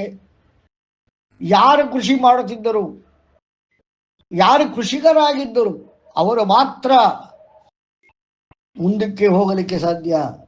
ಕೃಷಿಯಿಂದಲೇ ಇಲ್ಲಿ ವ್ಯವಸಾಯ ಅಂತಂದ್ರೆ ನಾ ಹೇಳ್ತಾ ಇರೋದು ಉತ್ತು ಬಿತ್ತು ತೆಗೆಯೋದು ಅಂತಲ್ಲ, ಅಂದ್ರೆ ಬೆಳೆ ಬೆಳೆಯೋದು ಅಂತಲ್ಲ, ಅದು ಕೂಡ ಕೃಷಿಯೇ. ಇಲ್ಲಿ ಹೇಳ್ತಾ ಇರೋದು ಜ್ಞಾನ ಕೃಷಿ. ಜ್ಞಾನದಲ್ಲಿ ಕೃಷಿ ಮಾಡಬೇಕು, ಆಗ ವಿದ್ಯೆಯು ಸಿಗುತ್ತದೆ. ಇದಕ್ಕೆ ಉದಾಹರಣೆ ಜನಕ ಮಹಾರಾಜ, ಆ ಸೀತಾಮಾತೆಯ ತಂದೆ. ಅವನು ರಾಜನಾಗಿದ್ದರೂ ಕೂಡ, ರಾಜ್ಯಭಾರ ಮಾಡ್ತಿದ್ದರೂ ಕೂಡ ತನಗೆ, ತನ್ನ ಸಂಸಾರಕ್ಕೆ ತಾನು ಸ್ವತಃ ಬೆವರು ಸುರಿಸಿ ಕೃಷಿ ಮಾಡಿ ಅದರಿಂದ ಉತ್ಪನ್ನವನ್ನು ಮಾಡಿ ಆ ಉತ್ಪನ್ನದಿಂದ ತನ್ನ ಸಂಸಾರವನ್ನು ಸಾಗಿಸುತ್ತಿದ್ದ. ಕಡೆ ತನಕ ಹಾಗೆ ಇದ್ದ. ಆ ಕೃಷಿ ಮಾಡಬೇಕಾದರೆ ದೊರಕಿದ್ದು ಸೀತಾಮಾತೆ. ಸೀತಾ ಅಂದ್ರೆ ಅರ್ಥನೇ ನೇಗಿಲು, ಅಂದ್ರೆ ಕೃಷಿ ಅಂತ ಅರ್ಥ. ಅಂದ್ರೆ ಕೃಷಿ ಮಾಡದವನಿಗೆ ವಿದ್ಯೆಯ ಸಂಪಾದನೆ ಇಲ್ಲ. ತಪಸ್ಸು ಮಾಡುವುದು ಕೃಷಿಯೇ, ಧ್ಯಾನ ಮಾಡುವುದು ಕೃಷಿಯೇ, ತಪ ಮಾಡುವುದು ಕೃಷಿಯೇ, ಜಪ ಮಾಡುವುದು ಕೃಷಿಯೇ, ಪೂರ್ಣ ಜಾಗೃತಿಯನ್ನು ತೆಗೆದುಕೊಳ್ಳುವುದು ಕೃಷಿಯೇ. ಅಂದ್ರೆ ಕರ್ಮ ಮತ್ತು ಜ್ಞಾನಕ್ಕಾಗಿ ವಿದ್ಯೆ ಬೇಕು, ಆ ವಿದ್ಯೆಗಾಗಿ ಕೃಷಿ ಬೇಕು. ಇಲ್ಲ ಮೂಲ ಜ್ಞಾನದಲ್ಲೇ ನಾವು ನಮ್ಮ ಜೀವನವನ್ನು ಸಾಗಿಸಬಹುದು, ತೊಂದರೆ ಇಲ್ಲ. ಆದರೆ ಇಲ್ಲಿ ಲಾಜಿಕಲ್ ಲಾಕ್ ಅಂತನಾರ ಕರೀರಿ, ಅಥವಾ ಆ ಪರಮಾತ್ಮ ಮಾಡಿರುವ ಒಂದು ಲಾಕ್ ಏನು ಅಂತಂದ್ರೆ, ಯಾರು ಕೇವಲ ಅವಿದ್ಯೆಯಲ್ಲೇ ಅಂದರೆ ಮೂಲಜ್ಞಾನದಲ್ಲೇ ಸಾಗುತ್ತಾ ಇರ್ತಾರೆ, ಶಿಕ್ಷಣ ಇರಬಹುದು ಇಲ್ಲದಿರಬಹುದು, ಅವರು ವಿಕಾಸ ಹೊಂದುವುದಿಲ್ಲ, ಮುಂದಕ್ಕೆ ಹೋಗೋದಿಲ್ಲ, ಪುನಃ ಪುನಃ ಜನಿಸುತ್ತಾರೆ, ಪುನಃ ಪುನಃ ಅದೇ ಸೈಕಲಲ್ಲಿ ಹೋಗ್ತಾ ಇರ್ತಾರೆ. ಆದರೆ ಆ ಸೈಕಲಲ್ಲಿ ನಾವು ಮುಂದೆ ಅದೇ ಸೈಕಲ್ ಬಿಟ್ಟು ಹೋಗೋದು ಅಂದ್ರೆ ಮೋಕ್ಷ, ಅಥವಾ ಅದೇ ಸೈಕಲಲ್ಲಿ ನಮಗೆ ಬೇಕಾಗಿರುವ ಗತಿಯನ್ನು ಪಡೆಯುವುದು ಸ್ವರ್ಗ ದ್ವಾಪರ, ಅದನ್ನ ಪಡಿಬೇಕು ಅಂತಂದ್ರೆ ನಾವು ವಿದ್ಯೆಯವರೇ ಹೋಗಬೇಕು. ನೋಡಿ, ಕೃತ ಇದನ್ನ ಯುಗಗಳಲ್ಲೇ ಸಂಶ್ಲೇಷಣೆ ಮಾಡಲಾಗಿದೆ. ಈಗ ನಾವು ಕಲಿಯುಗದಲ್ಲಿದ್ದೇವೆ. ಕಲಿಯುಗದಲ್ಲಿ ನಮ್ಮ ಜೀವನವನ್ನ ವಿದ್ಯೆಯ ಕಡೆ ತಗೊಂಡುಕೊಂಡು ಹೋಗಿ ಸ್ವಯಾರ್ಜಿತ ಗತಿಯನ್ನು ಅಥವಾ ಈ ಸಂಸಾರದ ಚಕ್ರದ ಬಿಡುಗಡೆಯನ್ನು ಇದರಲ್ಲಿ ಯಾವುದಾರ ಒಂದನ್ನು ಟಾರ್ಗೆಟ್ ಇಟ್ಕೊಂಡು ನಾವು ವಿದ್ಯೆಯನ್ನು ಸಂಪಾದನೆ ಮಾಡಿ ನಮ್ಮ ಜೀವನದಲ್ಲಿ ನಾವು ಕೃಷಿಯನ್ನು ಮಾಡಲು ಆರಂಭಿಸಿದರೆ ಅಂತಹ ವ್ಯಕ್ತಿಗೆ ಈ ಕಲಿಯುಗವೇ ದ್ವಾಪರ ಯುಗವಾಗುತ್ತದೆ. ಇದೇ ವ್ಯಕ್ತಿ ಆ ದ್ವಾಪರಕ್ಕಾಗಿ 3 ಋಣಗಳನ್ನು, ದೇವಋಣ, ಪಿತೃಋಣ, ಋಷಿ ಋಣ, ಈ 3 ಋಣಗಳನ್ನು ಗಮನಹರಿಸಿ ಅವುಗಳಿಂದ ಬಿಡುಗಡೆ ತೆಗೆದುಕೊಂಡಾಗ ಆ ಋಣದಿಂದ ಆಗ ಮಾತ್ರ ಸ್ವಯಾರ್ಜಿತ ಗತಿಯೋ ಅಥವಾ ಬಿಡುಗಡೆಯೋ ಸಿಗ್ತದೆ. ಈ 2 ದ್ವಾಪರಕ್ಕಾಗಿ ಈ 3 ವಿಚಾರಗಳನ್ನ, 3 ಋಣಗಳನ್ನ ಸಂದಾಯ ಮಾಡಿ ಅದರಿಂದ ಬಿಡುಗಡೆಯನ್ನು ಹೊಂದಿ ಮುಂದಕ್ಕೆ ಸ್ವಯಾರ್ಜಿತ ಗತಿಗಾಗಿ ದ್ವಾಪರದಲ್ಲಿ ಯಾವುದಾರ ಒಂದು ಪರವನ್ನು ಪಡೆಯಲಿಕ್ಕಾಗಿ, ದ್ವಾಪರ ಅಂದ್ರೆ 2 ಮೇಲಿರುವಂಥದ್ದು, 2 ಅಲ್ಲಿರುವಂಥದ್ದು, ಸ್ವಯಾರ್ಜಿತ ಗತಿ ಮತ್ತೆ ಮೋಕ್ಷ ಅಂದ್ರೆ ಬಿಡುಗಡೆ, ಅದನ್ನ ಪಡೆಯಲಿಕ್ಕೆ ಅಡ್ಡಿಯಾಗಿರುವಂತಹ ವಿದ್ಯೆಯಿಂದ ಕೃಷಿಯಲ್ಲಿ ಅರಿತುಕೊಂಡಂತಹ ವ್ಯಕ್ತಿ, ಓಹೋ ನನಗೆ ಯಾಕ 2 ಸಿಗ್ತಾ ಇಲ್ಲ ಅಂದ್ರೆ ದೇವಋಣ, ಪಿತೃಋಣ, ಋಷಿ ಋಣ, ಈ 3 ಋಣಗಳು ನನ್ನನ್ನು ಎಳಿತಾ ಇದೆ ಪುನಃ ಈ ಭೂಮಿಗೆ, ಹಾಗಾಗಿ ನನಗೆ ಸ್ವಯಾರ್ಜಿತ ಗತಿಯಾಗಲಿ ಮೋಕ್ಷವಾಗಲಿ ಸಿಗುತ್ತಿಲ್ಲ ಅಂತ ಅನ್ಕೊಂಡಾಗ ಆ 3 ಋಣಗಳಿಂದ ಬಿಡುಗಡೆಗಾಗಿ ತನ್ನ ಕೃಷಿಯನ್ನ ಮುಂದುವರಿಸ್ತಾನೆ. ಅದರ ಮುಖಾಂತರ ಅವಶ್ಯಕವಾಗಿರುವ ವಿದ್ಯೆಯನ್ನು ಗಳಿಸ್ತಾನೆ, ಅಂದ್ರೆ ಅದಕ್ಕೆ ಅವಶ್ಯಕವಾಗಿರುವ ಕಾಮ ಮತ್ತೆ ಕರ್ಮಗಳನ್ನು ಗಳಿಸ್ತಾನೆ, ಅಂದ್ರೆ ಜ್ಞಾನ ಮತ್ತೆ ಕರ್ಮಗಳನ್ನು ಗಳಿಸ್ತಾನೆ. ಹಾಗೆ ಜೀವಿಸುತ್ತಿರೋ ವ್ಯಕ್ತಿಗೆ ಈ ಕಲಿಯುಗದಲ್ಲೇ ತ್ರೇತಾಯುಗದಲ್ಲಿ ಜೀವಿಸುವಂತೆ ಮಾಡುತ್ತದೆ. ಅಂದ್ರೆ ಅವನಿಗೆ ಕಲಿಯುಗವೇ ತ್ರೇತಾಯುಗ. ಯಾವ ಸಮಯದಲ್ಲಿ ಯಾವ ವ್ಯಕ್ತಿ ದ್ವಾಪರಕ್ಕಾಗಿ ಸ್ವಯಾರ್ಜಿತ ಗತಿಯನ್ನು ಪಡೆದು ಅಥವಾ ಮೋಕ್ಷವನ್ನು ಪಡೆದು 3 ಋಣಗಳಿಂದ ಬಿಡುಗಡೆಯನ್ನು ಪಡಿತಾನೆ, ಅವನು ಏನಾದರೂ ಸೃಷ್ಟಿ ಮಾಡಬಲ್ಲ, ತನಗಾಗಿ, ಸಮಾಜಕ್ಕಾಗಿ, ಇತರೆ ಪಕ್ಷಿಗಳಿಗಾಗಿ, ಪ್ರಕೃತಿಗಾಗಿ, ಯಾವುದೋ ಒಂದಕ್ಕಾಗಿ ತಾನು ಏನಾರು ಮಾಡಬಲ್ಲ. ಅಂದ್ರೆ ತಾನಿಗೆ ತನ್ನ ವಿಕಾಸ, ತನ್ನ ಕ್ರಾಂತಿ ಮಾರ್ಗದಲ್ಲಿ ಸ್ವಯಾರ್ಜಿತ ಗತಿಯನ್ನು ಕಂಡುಕೊಂಡಂತಹ, ಸ್ವಯಾರ್ಜಿತ ಗತಿ ಅಂದ್ರೆ ಅದೇ ಸ್ವರ್ಗ, ಮತ್ತು ಈ ಒಂದು ಋಣಗಳಿಂದ ಬಿಡುಗಡೆಯನ್ನು ಪಡೆದಂತಹ ಅಂದ್ರೆ ಮೋಕ್ಷವನ್ನು ಕಂಡಂತಹ ವ್ಯಕ್ತಿ, ಅವನು ಮಾತ್ರ ಏನಾದರೂ ಡಿಸ್ಕವರಿ ಮಾಡಲಿಕ್ಕೆ ಸಾಧ್ಯ, ಅವನು ಮಾತ್ರ ಏನಾದರೂ ಜಗತ್ತಿಗೆ ತನ್ನ ಕೃಷಿಯನ್ನು ಮುಂದುವರಿಸಿಕೊಂಡು ಏನಾದರೂ ಕೊಡಲಿಕ್ಕೆ ಸಾಧ್ಯ. ಶಂಕರಾಚಾರ್ಯರಿರಬಹುದು, ಋಷಿಗಳಿರಬಹುದು, ಮಧ್ವಾಚಾರ್ಯರಿರಬಹುದು, ಆ ಮಹಾನ್ ಯೇಸು ಕ್ರಿಸ್ತನಿರಬಹುದು, ಯಾರೇ ಇರಬಹುದು, ಎಲ್ಲ ಮಹಾನ್ ವ್ಯಕ್ತಿಗಳು ಏನಾದರೂ ಜಗತ್ತಿಗೆ ಕೊಟ್ಟು ಹೋಗಿದ್ದಾರೆ, ಅವರು ಮುಂದುವರೆದಿದ್ದಾರೆ ಅಂತಂದ್ರೆ ಏನಾದರೂ ಸೃಷ್ಟಿಸಿದ್ದಾರೆ ಅಂದರೇನು? ಆ ವ್ಯಕ್ತಿ ಕಲಿಯುಗದಲ್ಲೇ ಕೃತಯುಗದ ರೀತಿಯಲ್ಲಿ ಜೀವನ ಮಾಡುತ್ತಿದ್ದಾನೆ ಎಂದರ್ಥ. ಯುಗ ಯುಗ ಗ ಗತಿ ಗತಿ ಅಂದರೆ ಯಾವ ಗತಿಯ ಜೊತೆಗೆ ಯಾವ ವ್ಯಕ್ತಿ ತನ್ನನ್ನು ತಾನು ಜೋಡಿಸಿಕೊಂಡು ತನ್ನಲ್ಲಿರುವ ಅವಿದ್ಯಾ ಮುಖಾಂತರ ವಿದ್ಯೆಯನ್ನು ಗಳಿಸಿ ಹೋಗುತ್ತಾನೋ ಅವನು ಏನೂ ಮಾಡದೆ ಕೇವಲ ಜೀವನಕ್ಕಾಗಿ ಶಿಕ್ಷಣವನ್ನು ರೂಪಿಸಿಕೊಂಡು, ಅವನು ಡಾಕ್ಟರೇ ಇರ್ಬೋದು, ಇಂಜಿನಿಯರೇ ಇರ್ಬೋದು, ರಿಸರ್ಚರೇ ಇರ್ಬೋದು, ಯಾರೇ ಇರಬಹುದು, ಕೇವಲ ತನ್ನ ಸ್ವಂತ ಸ್ವಾರ್ಥಕ್ಕಾಗಿ ಬದುಕುತ್ತಿದ್ದಾರೆ. ಅವರು ಕಲಿಯುಗದಲ್ಲೇ ಇರ್ತಾರೆ. ಯಾರು ಸ್ವಯಾರ್ಜಿತ ಗತಿಗಾಗಿ ಅಂದರೆ ಸ್ವರ್ಗಕ್ಕಾಗಿ ಇಷ್ಟೇ ವಿಚಾರಗಳನ್ನು ಬಿಡುಗಡೆಗಾಗಿ ಅದರ ಮೋಕ್ಷಕ್ಕಾಗಿ ತನ್ನ ಜೀವನವನ್ನು ಕೃಷಿಗಾಗಿ ಅಳವಡಿಸಿ ಅಲ್ಲಿ ವಿದ್ಯೆಯನ್ನು ಸಂಪಾದಿಸಿ ಸ್ವಯಾರ್ಜಿತ ಗತಿಗಾಗಿ ಅದು ಮೋಕ್ಷಕ್ಕಾಗಿ ಹೋರಾಡುತ್ತಾರೋ ಅವನು ದ್ವಾಪರ ಆ ಗತಿಗಾಗಿ ಅಂದರೆ ಸ್ವಯಾರ್ಜಿತ ಗತಿಯು ಮೋಕ್ಷವು ಎರಡರಲ್ಲಿ ಯಾವುದೋ ಒಂದು ಗತಿಗಾಗಿ ಹೋರಾಡುವ ಮನುಷ್ಯ ಅವನು ತನ್ನನ್ನು ತಾನು ದ್ವಾಪರ ಯುಗದ ಗತಿಗೆ ತನ್ನನ್ನು ತಾನು ಜೋಡಿಸಿಕೊಂಡಿರ್ತಾನೆ. ಯಾರು 3 ಋಣಗಳನ್ನು ಬಿಡುಗಡೆಗಾಗಿ ಹೋರಾಡ್ತಿರ್ತಾರೆ, ಅದಕ್ಕಾಗಿ ಕೃಷಿ ಮಾಡ್ತಾ ಇರ್ತಾರೆ, ಅವರು ತನ್ನನ್ನು ತಾನು ತ್ರೇತಾಯುಗಕ್ಕೆ ಜೋಡಿಸಿಕೊಂಡಿರ್ತಾನೆ. ಇದೆಲ್ಲವನ್ನು ಮಾಡಿದಂತಹ ಯಾವ ವ್ಯಕ್ತಿ ಜಗತ್ತಿಗಾಗಿ ಏನಾದರೂ ಕೊಡ್ತಾನೆ, ಸಮಾಜಕ್ಕಾಗಿ ಏನಾದರೂ ಕೊಡ್ತಾನೆ ಅಂದರೆ ಅದು ಇನ್ಸ್ಟ್ರೂಮೆಂಟ್ ಇರಬಹುದು, ಜ್ಞಾನ ಇರಬಹುದು, ತಾನು ಗಳಿಸಿದಂತಹ ಜ್ಞಾನದ ಹಂಚುವಿಕೆ ಇರಬಹುದು, ಅಧ್ಯಯನ ಇರಬಹುದು, ಅಧ್ಯಾಪನ ಇರಬಹುದು, ಯಾವುದೋ ಒಂದು ಕೃಷಿಯಲ್ಲಿ ತೊಡಗಿಕೊಂಡು ಒಟ್ಟಿನ ಸಮಾಜದ ಉದ್ಧಾರಕ್ಕೆ ತನ್ನ ಉದ್ಧಾರಕ್ಕೆ ಪ್ರಯತ್ನ ಮಾಡ್ತಾ ಇರ್ತಾನೆ. ಅವನು ತನ್ನನ್ನು ತಾನು ಕೃತಯುಗದ ಗತಿಗೆ ಜೋಡಿಸಿಕೊಂಡಿರುತ್ತಾನೆ ಅಂತ ಅರ್ಥ. ಇಷ್ಟು ಪಾಯಿಂಟಲ್ಲಿ ಹೇಳಿದ್ರಲ್ಲಿ ಯಾರಿಗಾರು ಅನುಮಾನ ಇದೆಯಾ? ಪ್ರಶ್ನೆ ಕೇಳಿ. ಯಾರಿಗಾರು ಅನುಮಾನ ಇದ್ರೆ ಕೇಳಬಹುದು. ಓಕೆ, ಯಾರು ಅನುಮಾನ ಇಲ್ಲ ಅಂತಂದ್ರೆ ಅರ್ಥವಾಗಿದೆ, ಸಂತೋಷ. ಈ ರೀತಿಯಲ್ಲಿ ಮುಂದುವರುವ ಮನುಷ್ಯ ಅರ್ಥ ಆಗಿಲ್ಲ, ಅರ್ಥ ಮಾಡ್ಕೊಳಕ್ ಟೈಮ್ ಬೇಕು ಸರ್. ಹೌದಾ? ಆಗಿ ಅಂದ್ರೆ ಸ್ವಲ್ಪ ಅರ್ಥ ಆಗಿದೆ, ನೀವು ಹೇಳೋದ್ ಹೌದು ಅನ್ನೋದು ಗೊತ್ತಿದೆ ಸರ್. ಬಟ್ ಅದನ್ನ ಸ್ವಲ್ಪ ಡೀಟೇಲ್ ಆಗಿ ಹೋಗಿ ಆಮೇಲೆ ಕೇಳ್ತೀವಿ ಸರ್. ಆಯ್ತು.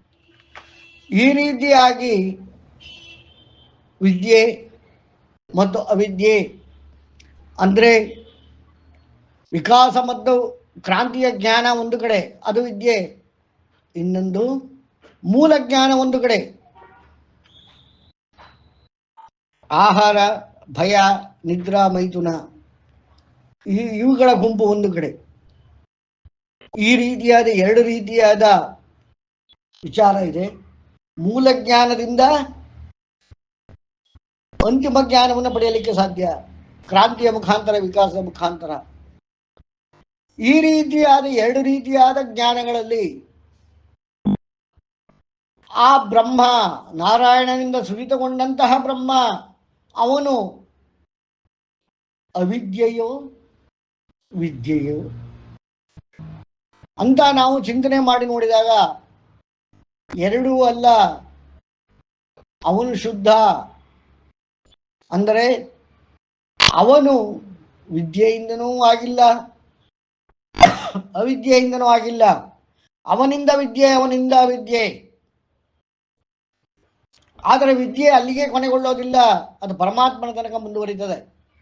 ಆ ಪರಮಾತ್ಮ ವಿದ್ಯೆಯೋ ಅಥವಾ ಪರಮಾತ್ಮ ಅವಿದ್ಯೆಯೋ ಅಂದರೆ ಅದು ಕೂಡ ಈ 2 ಅಲ್ಲ.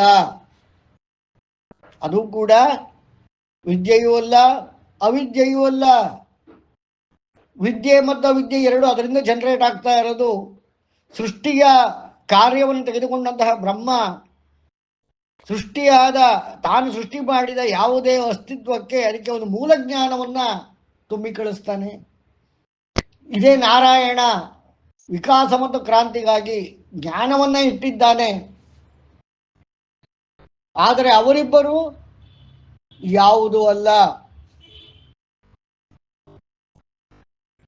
ಇದನ್ನು ನಾವು ಅರ್ಥ ಮಾಡ್ಕೋಬೇಕಾಗಿದೆ.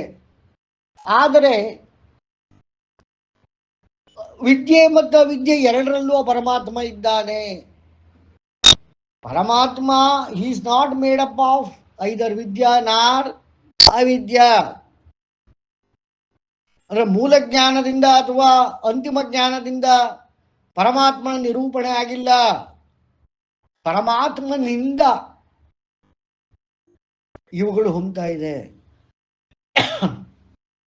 ಈ ರೀತಿಯಾದ ಕೃಷಿ ಮಾಡಿದಾಗ ನಮಗೆ ಫಲ ದೊರಕಬೇಕು ಅಂದರೆ ಆ ಜ್ಞಾನ, ಅದು ಮೂಲ ಜ್ಞಾನವೂ ಇರಲಿ ಅಥವಾ ಅಂತಿಮ ಜ್ಞಾನವೂ ಇರಲಿ, ವಿಕಾಸ ಮತ್ತು ಕ್ರಾಂತಿಯ ಜ್ಞಾನವಿರಲಿ, ಯಾವುದೇ ಜ್ಞಾನವಿರಲಿ, ಅದರಲ್ಲಿ ಪರಮಾತ್ಮ ತನ್ನ ಅಂಶವನ್ನು ಇಟ್ಟಿರುವುದರಿಂದ ಅದು ವರ್ಕ್ ಆಗ್ತಾ ಇದೆ. ಅದಕ್ಕೇನಂತಾರೆ ಇಲ್ಲಿ ಉಕ್ರಾಮೃತಂ ಅನ್ನೋ ಒಂದು ಪದ ಈ ಮಂತ್ರದಲ್ಲಿ ನಾವು ನೋಡಿದ್ವಿ.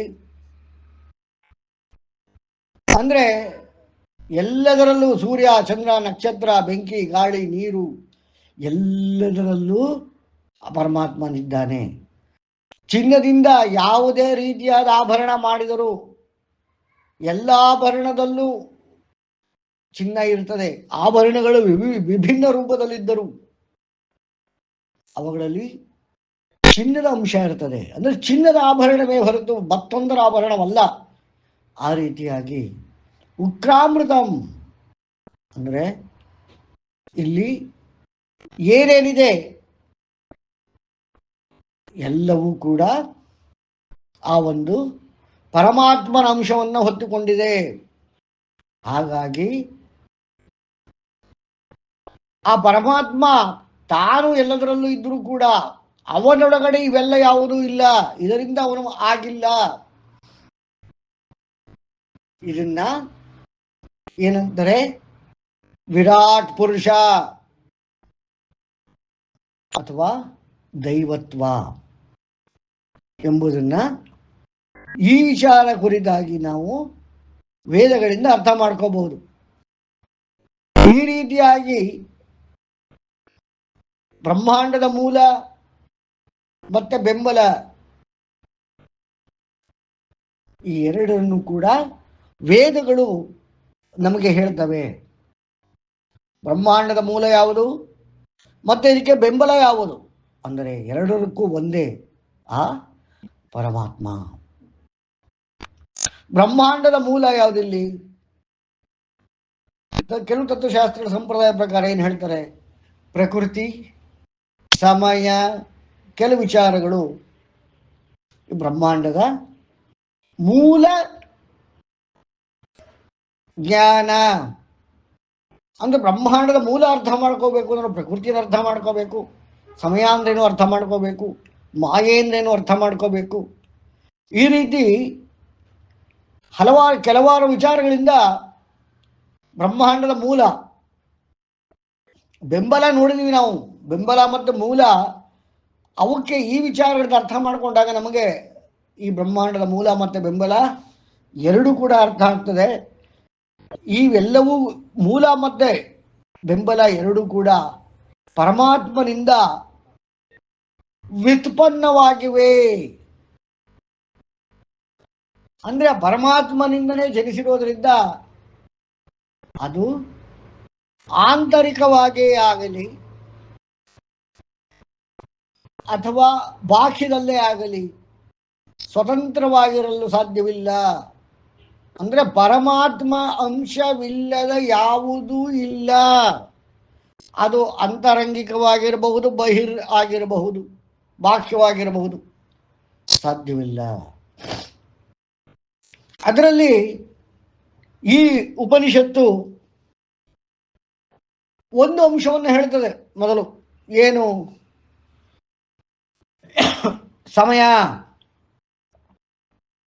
ಸಮಯವನ್ನ ಹೇಳ್ತದೆ.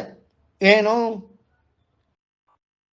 ಸರ್ವನಿಮೇಷ ಜಜ್ಞಿರ ವಿದ್ಯುತ್ ಪುರುಷಾದಧಿ ಕಲಾಮುಹೂರ್ತ ಕಾಷ್ಟಾಶ್ಚಾಹೋ ರಾತ್ರಾಶ್ಚ ಸರ್ವಶಃ ಅರ್ಧಮಾಸ ಮಾಸ ಋತವತ್ ಸಂವತ್ಸರಶ್ಚ ಕಲ್ಪಂತಾಂ ಸ ಆಪ ಪ್ರದುಘೆ ಉಭೆ ಇಮೆ ಅಂತರಿಕ್ಷಮಧೋತ್ಸುವಃ ನೈನ ಮೂರ್ಧಂ ನ ತಿರ್ಯಂಚಂ ನ ಮಧ್ಯೆ ಪರಿಜಗ್ರಭತ್ ನ ತಸ್ಯ ಶಕಶ್ಚ ನ ತಸ್ಯ ನಾಮ ಮಹದ್ಯಶಃ.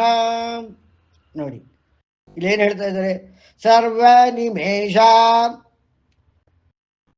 ಆ ಸಮಯ ಹೇಗೆ ಉತ್ಪನ್ನವಾಯಿತು, ಅದರ ಅಳತೆ ಏನು, ಅದು ಈಗಿನ ನಮ್ಮ ವಿಜ್ಞಾನ ಕೊಟ್ಟಿರೋದಲ್ಲ. ಇದನ್ನ ಋಷಿಗಳು ಹಿಂದೆನೇ ಹೇಳಿದ್ದಾರೆ. ನಾವು ಕಣ್ಣು ರೆಪ್ಪೆಯನ್ನು ಮಿಡುಕಿಸ್ತೇವಲ್ವಾ, ನಾವು ಕಣ್ಣು ರೆಪ್ಪೆಯನ್ನು ಮಿಡುಕಿಸುವುದು ಅದೇ ನಿಮೇಷ.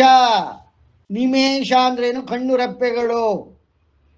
ಕಣ್ಣು ರೆಪ್ಪೆಗಳು ಕಣ್ಣು ರೆಪ್ಪೆಗಳು ನಾವು ಮಿಡುಕಿಸ್ತೇವೆ ಅಂದ್ರೆ ಕಣ್ಣಿನ ರೆಪ್ಪೆಗಳು ಮುಚ್ಚಿ ಮತ್ತೆ ತೆಗಿತವೆ. ಈವನ್ ವಿಜ್ಞಾನ ಪ್ರಕಾರ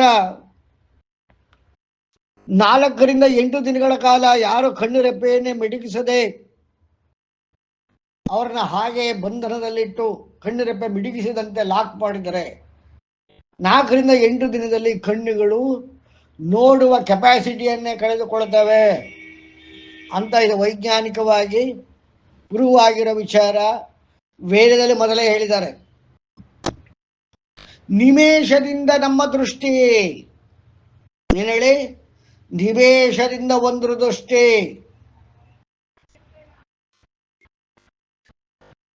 ಅಂದ್ರೆ ಆ ಒಂದು ಕ್ಷಣಕಾಲ ಅನ್ನುವುದೇನು? ನಾವು ರೆಪ್ಪೆಯನ್ನು ಮುಚ್ಚಿ ತೆಗೆಯುವುದು, ಅದು ನಮ್ಮ ದೃಷ್ಟಿಯನ್ನು ರಿಫ್ರೆಶ್ ಮಾಡ್ತದೆ. ಯಾರಾದರೂ ಟ್ರೈ ಮಾಡಿ ಬೇಕಾದ್ರೆ ಕಣ್ಣು ರೆಪ್ಪೆ ಮಿಡುಕಿಸದೆ ಕಣ್ಣಿನ ನೀರು ಸೋರ್ತದೆ, ಆಮೇಲೆ ಕಣ್ಣು ಕಾಣದಾಗ್ತದೆ. ಈ ರೀತಿಯಾದ ಕಾಲ ಸಮಯ ದೇವತೆಗಳಿಗೆ ಇಲ್ಲ. ಹಾ ಸರ್, ಮತ್ತೆ ಫೋಕಸ್ ಮಾಡ್ಬೇಕು ಅಂದ್ರೆ ಈ ತ್ರಾಟಕ ಅದೆಲ್ಲ ಹೇಳ್ತಾರಲ್ಲ ಸರ್, ಅದು ಹೇಗೆ ಸರ್? ಮತ್ತೆ ಅದು ಸಾಧನೆ. ಹಾಗಂತ ನೀವು 4 ದಿನ 8 ದಿನ ಯಾರು ಮಾಡೋದಿಲ್ಲ. ಅದನ್ನು ಮಾಡ್ತಾ ಮಾಡ್ತಾ ಅದು ವಿದ್ಯೆ ಅಂತ ನಾನು ಹೇಳ್ತಾ ಇರೋದು. ನನ್ನ ಮೂಲ ಜ್ಞಾನದಲ್ಲಿ ಹೇಳ್ತಾ ಇರೋದು. ಕಣ್ಣಿನ ಮೂಲ ಜ್ಞಾನದಲ್ಲಿ ಕಣ್ಣು ರೆಪ್ಪೆ ಮಿಡುಕಿಸದೆ ಸಾಧನೆ ಇಲ್ಲದೆ ಸುಮ್ಮನೆ ಹಾಗೆ ಮಾಡಿದ್ರೆ ಕಣ್ಣು ಹೊಟ್ಟೋಗ್ತದೆ. ಕಣ್ಣು ಅಂದ್ರೆ ಕಾಣೋದೇ ನಿಂತು ಹೋಗ್ತದೆ. ಇಲ್ಲಿಂದ ಅರ್ಥ ಮಾಡ್ಕೊಳ್ಳಿ, ನಾರಾಯಣ ಇಲ್ಲಿಂದ ನಮ್ಮ ಸಮಯವನ್ನ ಕಂಟ್ರೋಲ್ ಮಾಡ್ತಾನೆ. ಪರಮಾತ್ಮ ನಮ್ಮ ಸಮಯ ಕಂಟ್ರೋಲ್ ಆಗೋದು ಹೇಗೆ ಅಂದರೆ, ನಾನು ಎಷ್ಟು ವರ್ಷ ಬದುಕಿದೆ, ನಾನು ಹುಟ್ಟಿ ಎಷ್ಟು ಕಾಲವಾಯಿತು, ಇನ್ನು ಎಷ್ಟು ತನ ಆಯಸ್ಸು, ಎಲ್ಲರ ಲೆಕ್ಕಾಚಾರ ಎಲ್ಲಿದೆ? ಕಣ್ಣು ಮಿಡುಕಿಸುವಿಕೆ ಎಲ್ಲಿದೆ? ಈ ರೀತಿಯಾಗಿ ಕಣ್ಣು ಮಿಡುಕಿಸುವುದು ನಾವುಗಳಾದರೆ, ಪ್ರಾಣಿಗಳು ನೋಡಿ ಅವು ಕೂಡ ಕಣ್ಣು ಮಿಡುಕಿಸ್ತವೆ.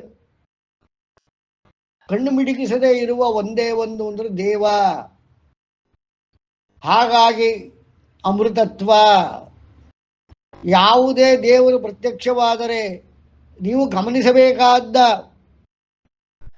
ವಿಚಾರ ಏನು ಅಂದರೆ, ಆ ಪ್ರತ್ಯಕ್ಷವಾಗಿರೋ ದೇವರು ಕಣ್ಣು ಮಿಡುಕಿಸುತ್ತಿದ್ದಾನೆ ಅಥವಾ ಇಲ್ಲವೇ? ಕಣ್ಣು ಮಿಡುಕಿಸಿದರೆ ಅವನು ದೇವನಲ್ಲ. ಇದನ್ನ ನಾವು ಅರ್ಥ ಮಾಡ್ಕೋಬೇಕು. ನಾವು ಕಣ್ಣು ಮಿಡುಗಿಸುವುದನ್ನ ಅಭ್ಯಾಸ ಮಾಡಿ ಬಿಟ್ಟು ಬಿಟ್ಟರೆ ನಮ್ಮ ಸಮಯ ನಿಂತು ಹೋಗ್ತದೆ. ನಾವು 18 ಬಾರಿ ಕಣ್ಣುಗಳನ್ನು ನಾವು ಮಿಡುಕಿಸಿದಾಗ ನಮಗೆ ಒಂದು ಕಾಷ್ಠ, ಕಲಾ ಮುಹೂರ್ತ ಕಾಷ್ಠ ಚಾಹೋ ರಾತ್ರಾಶ್ಚ ಸರ್ವಶಃ. ದೊಡ್ಡ ಸೀಕ್ರೆಟ್ ಹೇಳ್ತಾ ಇದ್ದೀನಿ. 18 ಸಾರಿ ನಾವು ಕಣ್ಣು ಮಿಡುಕಿಸಿದಾಗ ಒಂದು ಕಾಷ್ಠವಾಗ್ತದೆ. 13 ಕಾಷ್ಠಗಳಿಂದ ಒಂದು ಕಾಲ ಆಗ್ತದೆ. 30 ಕಾಲಗಳಿಂದ ಒಂದು ಕ್ಷಣ ಬರ್ತದೆ. 13 ಕ್ಷಣಗಳಿಂದ ಒಂದು ಮುಹೂರ್ತ ಆಗ್ತದೆ. 30 ಮುಹೂರ್ತಗಳಿಂದ ಒಂದು ಹಗಲು ರಾತ್ರಿ ಆಗ್ತದೆ. 15 ಹಗಲು ರಾತ್ರಿಗಳಿಂದ ಒಂದು ಪಕ್ಷ ಆಗ್ತದೆ. 2 ಪಕ್ಷಗಳಿಂದ ಒಂದು ತಿಂಗಳಾಗ್ತದೆ. 2 ತಿಂಗಳುಗಳು ಋತುವಿನ ಮೇಲೆ ಬರ್ತದೆ ಮತ್ತು 6 ಋತುಗಳು 1 ವರ್ಷವನ್ನ ಮಾಡುತ್ತವೆ. ಅರ್ಥ ಆಯ್ತಾ? ಹೇಗೆ ನಾವು ವೇದಗಳಲ್ಲಿ ಒಬ್ಬನ ಕಾಲವನ್ನ ಹೇಗೆ ಅಂದರೆ ನಾವು 1 ವರ್ಷ ಬದುಕಿದ್ದೇನೆ ಅಂದರೆ ನನ್ನ ಇನ್ನೊಬ್ಬ ಮನುಷ್ಯನಿಗೂ 1 ವರ್ಷ ಆಗಿರುತ್ತೋ ಇಲ್ವೋ ಗೊತ್ತಿಲ್ಲ. 1 ವರ್ಷಕ್ಕಿಂತ ಜಾಸ್ತಿನೂ ಆಗಿರಬಹುದು, 1 ವರ್ಷಕ್ಕಿಂತ ಕಮ್ಮಿನೂ ಆಗಿರಬಹುದು. 18 ನಿಮೇಷಗಳಿಂದ 1 ಕಾಷ್ಟ, 13 ಕಾಷ್ಟಗಳಿಂದ 1 ಕಾಲ, 30 ಕಾಲಗಳಿಂದ 1 ಕ್ಷಣ, 13 ಕ್ಷಣಗಳಿಂದ 1 ಮುಹೂರ್ತ, 30 ಮುಹೂರ್ತಗಳಿಂದ 1 ಹಗಲು ರಾತ್ರಿ, 15 ಹಗಲು ರಾತ್ರಿಗಳಿಂದ 1 ಪಕ್ಷ, 2 ಪಕ್ಷಗಳಿಂದ 1 ತಿಂಗಳು, 2 ತಿಂಗಳುಗಳಿಂದ 1 ಋತು, 6 ಋತುಗಳಿಂದ 1 ವರ್ಷ. ಅಂದರೆ ಒಬ್ಬನ ಆಯಸ್ಸು ಎಲ್ಲಿಂದ ಕೌಂಟ್ ಆಗ್ತದೆ ಪ್ರಕೃತಿಯಲ್ಲಿ ಅಂದರೆ ಕಣ್ಣುಗಳನ್ನು ಮಿಟುಕಿಸುವುದರಿಂದ. ಹಾಗಾಗಿ ದೇವತೆಗಳು ಸಾಧನೆ ಮಾಡಿರುವವರು ಕಣ್ಣು ಮಿಟುಕಿಸುವುದಿಲ್ಲ. ಯಾರ್ಯಾರು ಚಿರಂಜೀವಿಗಳು, ಯಾರ ಆಯಸ್ಸು ಅತ್ಯಧಿಕವಾಗಿದೆಯೋ, ಯಾರೋ ಅಮೃತತ್ವವನ್ನು ಪಡೆದಿರುತ್ತಾರೆಯೋ ಅವರ ಕಣ್ಣುರೆಪ್ಪೆಗಳು ಮಿಟುಕುವುದಿಲ್ಲ. ಹಾಗಾಗಿ ದೇವತೆಗಳಿಗೆ ವಯಸ್ಸಾಗುವುದಿಲ್ಲ, ಆಯಸ್ಸು ಮುಗಿಯುವುದಿಲ್ಲ. ಅಂದ್ರೆ ಅಮೃತತ್ವವನ್ನ ವಿಷ್ಣು ಮೋಹಿನಿ ರೂಪದಲ್ಲಿ ಸಮುದ್ರ ಮಂಥನದಲ್ಲಿ ಹಂಚಿದ ದೇವತೆಗಳು ಅಮರರಾದರು. ಅಂದ್ರೆ ಏನು? ಅಲ್ಲೂ ಕೂಡಿ ನಾರಾಯಣ ಕಣ್ಣುರೆಪ್ಪ ಮಿಡಿಕಿಸದೆ ಹೇಗಿರಬೇಕೆಂಬುದನ್ನು ಸಾಧನೆಯನ್ನ ದೇವತೆಗಳಿಗೆ ಹೇಳಿಕೊಟ್ಟ.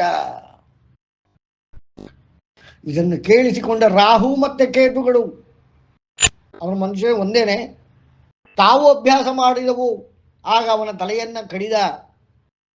ಆಗ ರಾಹು ಕೇತುಗಳಾಯಿತು. ಅವುಗಳು ಕೂಡ ಕಣ್ಣು ಮಿಡಿಕಿಸುವುದಿಲ್ಲ.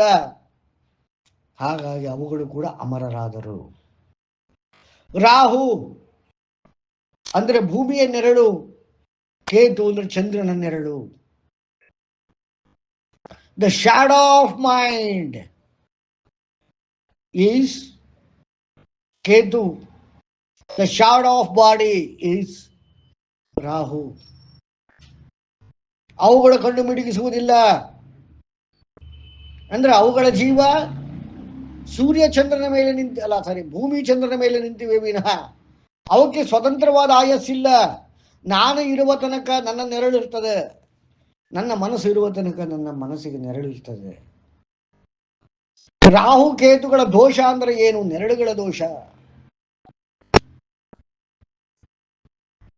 ಅಂದ್ರೆ ದ ಡಾರ್ಕ್ ಸೈಡ್.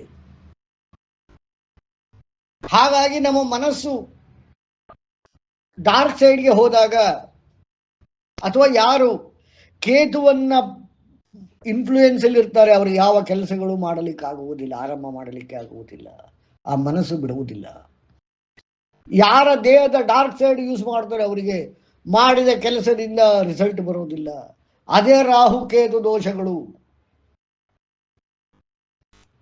ಯಾಕೆಂದ್ರೆ ಅವು ಕಣ್ಣು ಮಿಡುಗಿಸುವುದಿಲ್ಲ. ಇದು ಮಹಾನಾರಾಯಣ ಸೂಕ್ತದಲ್ಲಿ ಇದನ್ನು ಸೀಕ್ರೆಟ್ ಹೇಳಿದ್ದಾರೆ.